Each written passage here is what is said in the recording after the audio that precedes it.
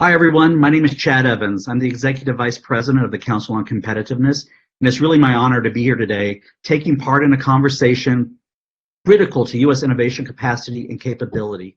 How do we field the best, the largest, the most diverse and inclusive innovation team for the country? Or, as we just put it in our recently released Competing in the Next Economy report, how do we increase the number and diversity of Americans engaged in innovation tenfold? 10x. I'm joined here today not only by experts, but by passionate Americans with stories to tell, solutions to share, and I'd like to welcome each one of them. Robert Johnson, the president of Western New England University. Daryl Pines, the president of the University of Maryland. Kathy Sandine, the chancellor of the University of Alaska Anchorage. And Erica Vellini, the global human capital leader for Deloitte. So the central theme of our conversation is straightforward. One that is the foundation for many of the recommendations on our just released National Commission report, Competing in the Next Economy. The United States is sorely underperforming when it comes to engage all of Americans in our innovation economy. And this underperformance includes not only engaging a more diverse and inclusive group of Americans, but also pushing the boundaries of our innovation economy beyond the well-established hubs of the East and the West Coast. So the first question I would really like to put onto the table and pose for our panelists is this, and Daryl, if you don't mind, I'd love to start with you. What are the major hurdles, whether they're racial, gender, geographic, that you see impeding a more diverse and inclusive innovation nation? And then Kathy, Eric, and Robert, I'll turn to you for your thoughts after Daryl. And thank you for inviting me to be a part of this forum. It's an honor and a privilege. So, the Citigroup did a study recently that stated that because of structural racism in our country, that the U.S. economy over time lost $16 trillion from its gross domestic product. So to me, I strongly believe that the lack of participation of all of its population in the innovation ecosystem is indeed an existential threat to the national security interests of the United States and its innovation economy. As we all know, education is a great equalizer. And the way I would put these barriers, I like to always talk about them in this context. I call them the 5 A's of inclusive excellence. And let me just give them to you. Number 1, access. Number 2, affordability. Number 3, academic excellence. Number 4, attainment or retention. Number 5, attitude. And let me just go into just a little bit of details of these barriers. So access, there are the processes for gaining entry to the post-secondary education, and the use of test optional and holistic application review, which would increase diversity. Favorable articulation agreements between post-secondary schools and secondary schools and community colleges. Closing the digital divide and technology gaps between rural communities and urban communities and the educational modalities that they're receiving. Second, affordability. Low-income families need a national scholarship program to remove this barrier to social mobility. This is something that the administration can do. Number 3, academic excellence. That is access to quality teachers and thus a quality education.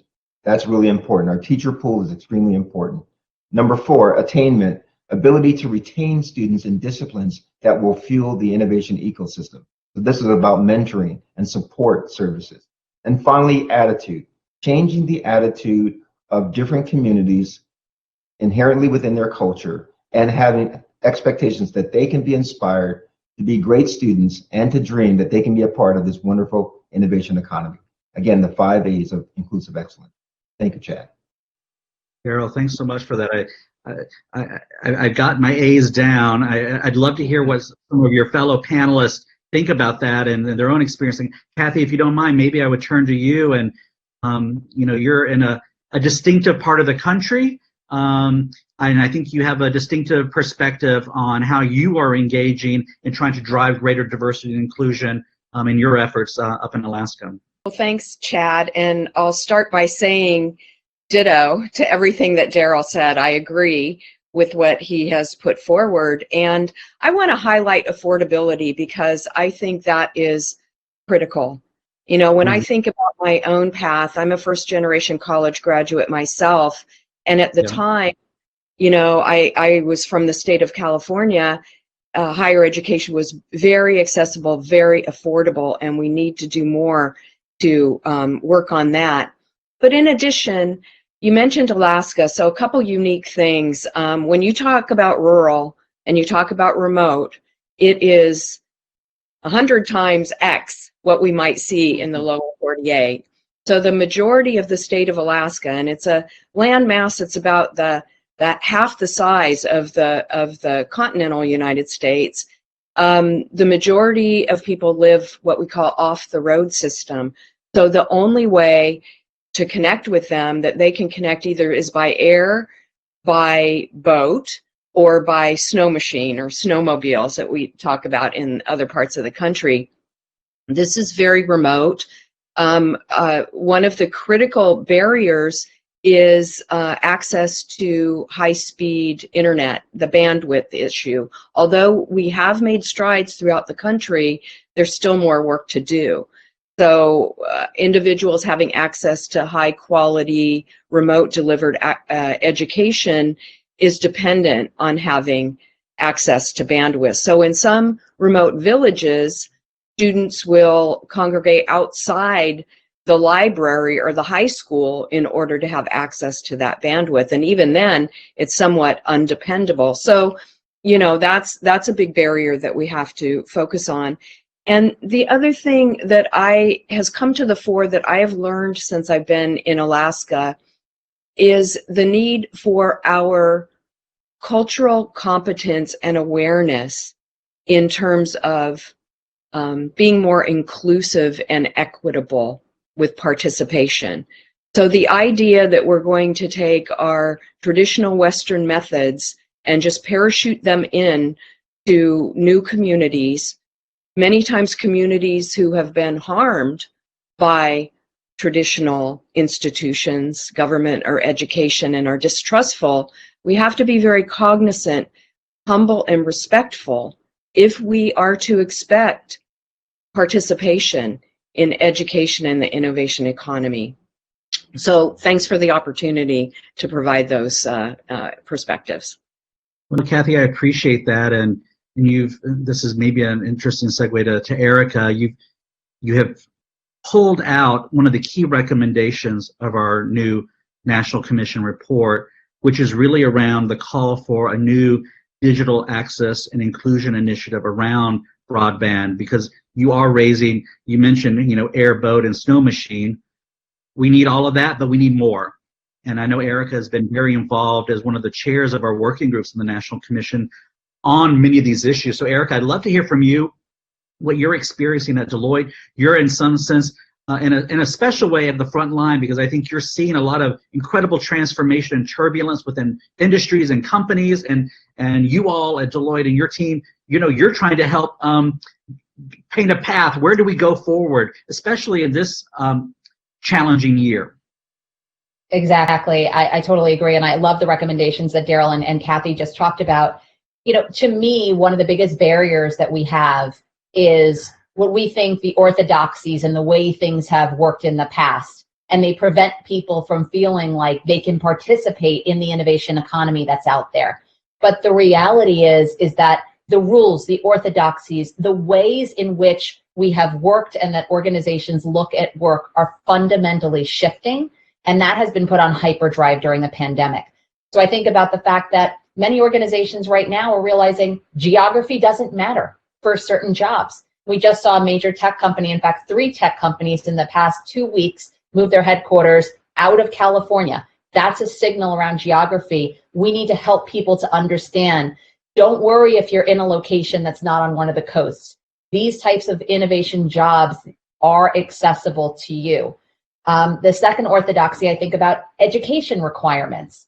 How important is a specific GPA? Do you have to come from a certain school to be qualified for a certain job? We're seeing CEOs stand up and make statements that these are no longer the requirements. How can we start to communicate that so that we increase the population that feels like they can participate in this part of the economy and increase that inclusion? And then as I think about the work itself, it's no longer I need to have these specific skills in order to execute jobs. the reality is we're living in a world where the half-life of skills is continuing to decline, right? Jobs are constantly being reinvented. So capabilities like the ability for someone to be adaptable, the ability to have customer relationship skills, the ability to have empathy and listening, these are the capabilities that are required to really participate in this economy. So let's take down these barriers that people think exist and start to expose the new future of work to our population, encourage them to get involved, increase the accessibility. I'll take, Daryl, the word access and use it in a slightly different way.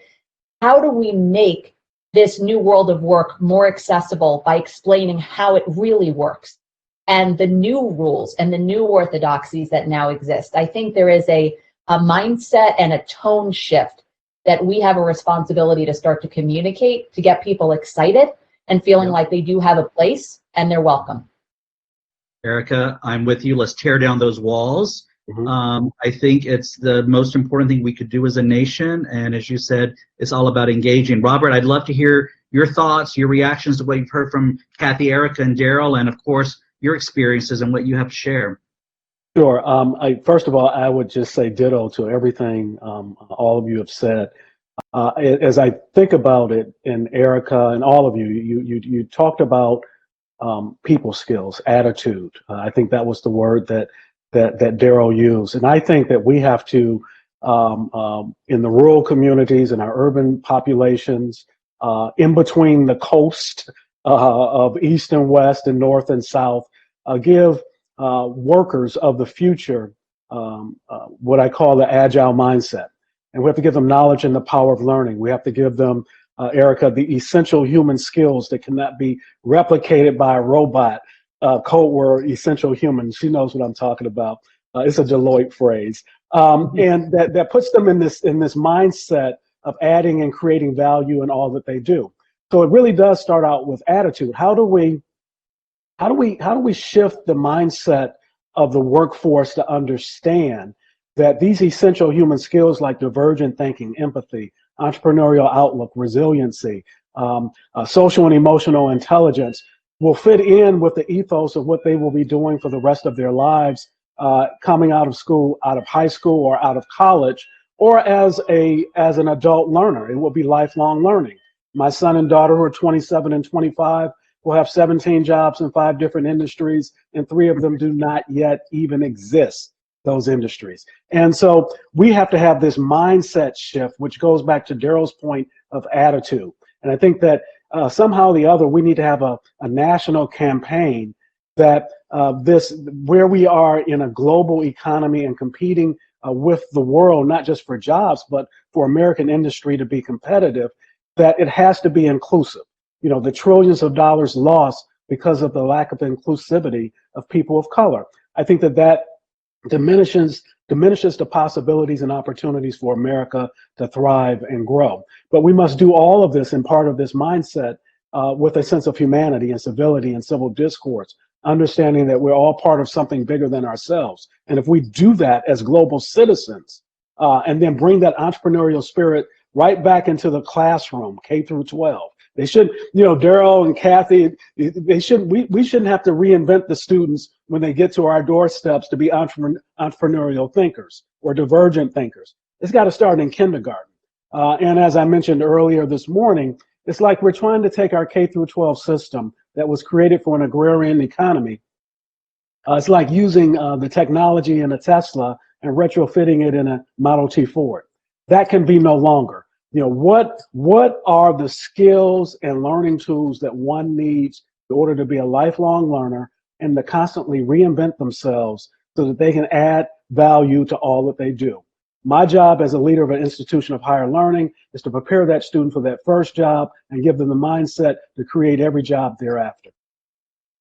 So Robert, I'd like to really follow up on many of the thoughts here, but especially around focusing not on diminishing opportunity, but unleashing opportunity. Absolutely.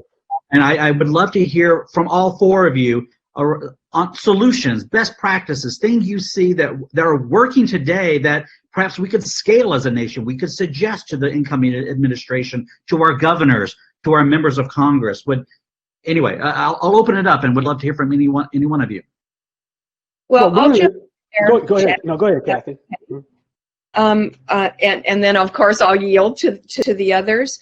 Some of the things that we're doing in Alaska that are also happening in other parts of the country that work very well and that should be built up to scale. So one goes to the idea of getting to kids in K-12, and it's a program called Lemonade Day. You may have heard about it. An experiential learning program that teaches youth how to start a business, a lemonade stand, but all the elements that go into starting a business. And here in Alaska, we have made a concerted effort to focus this program in Title I schools in the city of Anchorage, which is a large and diverse city, so that we are more inclusive and equitable in providing those opportunities. So if we can instill that excitement at a young age and counteract kind of the risk-averse culture that is more common up here, we can start to move the needle.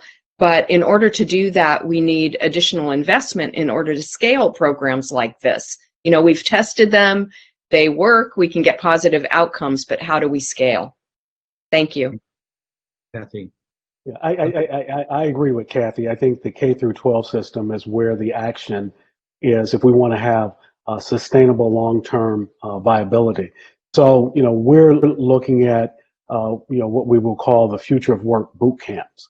And future work boot camps will really center around essential human skills, starting in the kindergarten, K through 6, middle school, high school, helping students at a very, very young age to understand the possibilities of what it means to be innovative and to be an entrepreneur and to create something out of nothing. If they can take the Legos and be a divergent thinker and create something out of nothing, then they can do that in a business-like setting and truly realize their dreams, goals, and aspirations.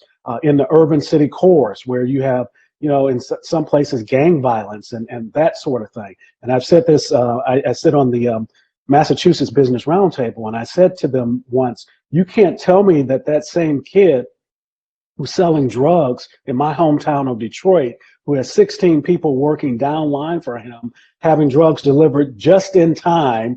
We're talking about logistics. You can't tell me that kid can't learn algebra. You can't tell me that kid can't figure out how to learn how to read and write. What are we doing wrong within our K through 12 system that is not sparking that energy and that effort within our schools so that they can create that next best thing, may it be the cure to cancer? So these boot camps, future of work boot camps, that really gets into the mindset of students, not the subject matter, English, math, reading, we'll leave that to others. But I'm with you, Daryl. It's this attitude. Help them to discover their why, their passion, their reason for being. And we think that can then spur change within our school systems. But we have to do some things with our teachers and our faculty on our campus and all of our employees to think about how we get work done differently as well.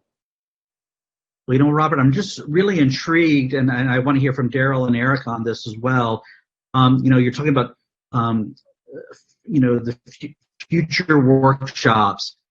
You're alluding to, and I want to go back to a point, Erica, you raised first, I think, around skills and capabilities. What are the skills and capabilities needed for the future? And I'm curious to hear what leaders of major universities think about those skills, and how does that relate to the degree granting that you all are doing, and what are the innovations you're bringing to campus to engage more? So would love to hear any more thoughts around skills, capabilities that we need for the next 20 years. Yeah, and Robert did a great job articulating this idea of the essential human skills. But one of the challenges we put forth to organizations is to stop thinking about reskilling programs and start thinking about resilience programs. And the difference between reskilling and resilience is reskilling right now is literally like being on a hamster wheel. You continue to have to try to learn the next thing so that the wheel doesn't, trip you up and you fall off. And you can never get off. That's a problem. When you focus on capabilities, you're building resilience. You need to transcend jobs. I reflect so much on what's happened during the pandemic. And I think some of the most powerful things we saw auto manufacturer workers shift from producing cars to producing PPE. We saw people in perfume plants shift from making perfume to sanitizer. We saw people, I spoke to the CEO of a major airline who said, we took our flight attendants who really knew about health safety and we transitioned them to health safety professionals. We helped organizations take their call center workers in hotel operations and transition them to being call center workers for unemployment claims. I mean, human potential is amazing, right? And so how do we focus on building those skills that will give individuals the resilience to transcend roles and jobs so that they feel like they have that mobility? Because part of innovation is feeling like you can take something you know how to do and apply it in a different context, a different industry, a different sector, a different geography towards a different problem. And so we have to kind of create that culture and embed that way of thinking. The good news is that organizations are really starting to embrace this, right? We're seeing organizations put in place internal mobility programs, or what we call talent marketplaces inside their organization, so that their existing workers can say, you know what, I actually think I can do this. Let me go and apply my experience here. How do we transcend that to even outside of the organization so that people have the confidence? I love Robert's example. I wasn't dealing drugs, but I was a cashier, right? Since I worked at a catering company. And you know what? When I got my first job in consulting, I talked about how being a cashier had everything to do with being a great organizational consultant, because it was all about customer relationship management, navigating issues point in time, collecting data and figuring out insights to predict what was going to happen with regard to how much food inventory there was. Can we teach that capability so that people understand how to translate what they're doing? That is a simple thing, but it can be incredibly powerful. Daryl, any thoughts on that? Oh, Daryl, sorry, you're on mute. My apologies. I agree with Erica and Robert, and I love this concept of passion and resilience. I think, we've got to build the innovation economy and the skills and that passion that Robert refers to and attitude with partnerships. So the academic, schools, government, and industry have to work together to define the skills and the passion and the attitude that needs to go forward. And so that's going to lead to, this sort of ecosystem that's broader than our individual entities, our universities, the industry, but broader into the larger scale geography of the innovation ecosystem. And this is going to allow us to define the necessary skills that our students are going to need, and to build what I'm calling, or leveraging what I call the blue collar STEM workforce, those individuals who don't get a 4-year degree, but are going to need additional skills to still work in this innovation ecosystem, and the white collar STEM workforce who will also work in this industry and do the automation work. So there's something in the Washington area called the Greater Washington Partnership. Some of you may have heard of it in this. What it's trying to do is actually define those skills, and those skills are now going to lead to credentials and badging, and that could be for that blue collar STEM workforce, or it could be for the white collar STEM workforce. And all of the universities in the region, more than 12 or 13 universities, more than 20 industry, are all a participant in defining these skill sets that are in AI, ML, and automation, in data sciences, in manufacturing. And so now we, instead of offering full degree programs, we don't have to, we can offer just this badging and credentialing that will allow people to get those badges and work in the innovation ecosystem. And that is, I think, the next direction in which we all need to go to make sure that it's diverse. And by the way, banks are playing into this model, because part of the innovation ecosystem is to get small business folks who are diverse in their communities to think that they can actually expand themselves in this opportunity of the innovation ecosystem. So that's a part of it, is to build that inclusive innovation that involves diverse small business owners as well, and also that blue collar STEM workforce. And I think that's so important. I want to go back to a point that Kathy made about Alaska and rural communities. And that's why I'm really focused on this mindset piece.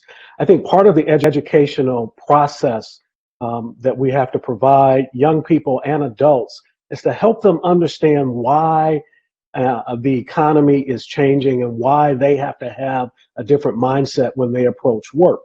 Otherwise, they'll be just like Erica said, they'll be just like on a treadmill, never getting anywhere. That this is just the new normal. And we've seen these changes before, but never at this exponential pace. And I think that this component, and what I say on my campus and what I've said in other places, if we fail to give our students, may they be the adults or the traditional age students, the essential human skills, we've committed educational malpractice. And I would go a step further to say that if we don't figure out a way to do that within the K through 12 system, to understand that purpose and that why as to how they will be changing jobs every other year or every 2 or 3 years, changing industries, that's the only way that we eliminate the frustration so that they then begin to trust the system. Because Kathy, what happens? Well, okay, I went and I got these skills, got this job, and then 3 years later it's obsolete.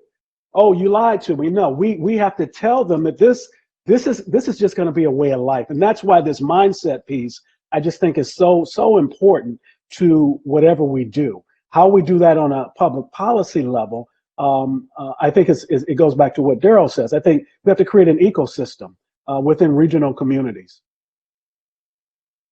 Yeah, and Chad, I agree with all of that, the mindset, with the partnerships, with the lifelong learning. But you asked, what are we doing, at our universities? And one additional element of that is incorporating these basic core competencies into our degree programs across the curriculum. And I'm really proud of the faculty at University of Alaska Anchorage who have surveyed and interacted with local employers and have come up with 4 core competencies that they commit to making sure that students master. And these include communication, intercultural fluency, quantitative literacy, and this last one, individual, professional, and community responsibility. So these are broad skills that we know that all employers are looking for and that we feel confident that students will have in addition to their subject matter expertise through their degree. So there's a lot of ways that universities are really stepping up and doing this, and all of these things will eventually have a positive impact. Chad, if I could say one thing, there are so many great ideas here, and obviously we have 3 phenomenal educators sitting on this panel. But the only way we're going to make this happen is if we bring together education, government, and business. And I think that point has to be made. I mean, I love that I'm sitting here trying to represent the corporate side of what's happening, but organizations, and I feel very strongly, as the definition of purpose for an organization has expanded, there is a broader responsibility that's now understood. That's not just to making a profit for shareholders, but to the broader set of stakeholders. I mean, I reflect upon, the announcement, it's public, that Amazon just said they're going to train 29 million workers, not their workers, 29 million individuals on the cloud. I mean, there is a broader commitment that's out there that we need to kind of tap into. And I think that the ecosystems and the partnerships between education, K through 12 and higher ed, business, and then where is government? And that's such a big part of it.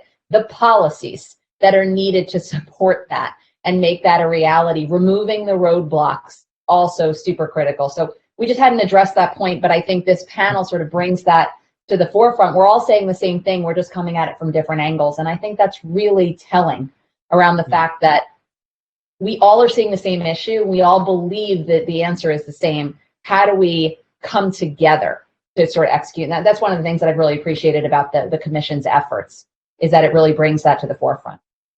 Well, Eric, I appreciate that. And folks, we've got about 5 or 6 more minutes. So I thought I would maybe ask one sort of final question, and then we'll sort of summarize together as a group. But, as I've sat here and listened and learned a lot from each of you, what I maybe hope that you could share in a minute or so with the rest of the audience who's viewing, what's the real opportunity that you see for the future? If we get this right, and we have to get this right, we don't have a choice as a nation, otherwise we will not compete. I think our report, Competing in the Next Economy, lays out the major domestic as well as global challenges to our future if we do not become more diverse, inclusive, and engaged. But what gives you hope? What do you see? How would you tell a young student on your campus or a first-time employee at Deloitte why this matters? And anyway, I'll leave there, and if anyone wants to hop on first, would love to hear your perspective. I'll just share my perspective first. You know what? I think what we've all have realized as humans on this planet, and it's just because of the situation that we're in, is that we are all really, really connected. One thing has connected us like nothing has ever in the last 100 years done. That means that there's this now social mobility and sensitivity to the connectedness that we all need to share our humanity together. And so, and Robert mentioned this. And so we have an opportunity, even in this virtual environment, to connect to K-12 like never before. We can help K-12. We can help train teachers.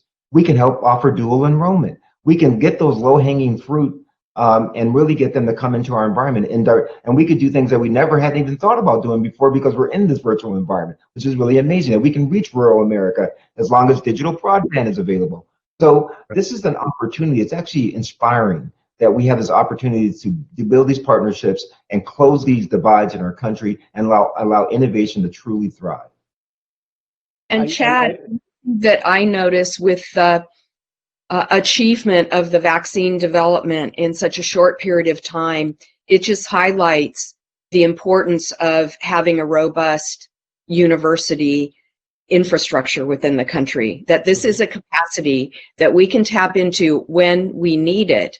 And even in the regional comprehensive sector of higher education, there's been amazing work. For example, here, training contact tracers, developing the predictive models that our state uses to track the disease and hospital capacity and so forth.